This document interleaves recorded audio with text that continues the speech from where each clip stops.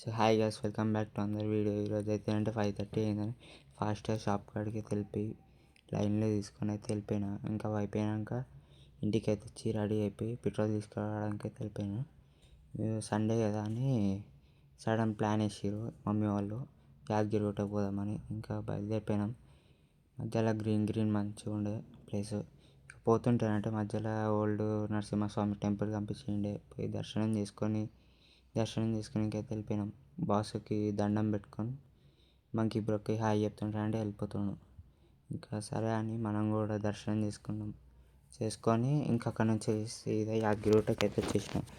వచ్చి car parking చేసి బస్సులో అయితే పైకి వెళ్ళిపోయి అక్కడ ఫోన్లు ఇచ్చేసి దర్శనంకి అయితే వెళ్ళిపోయి వచ్చేసినాం.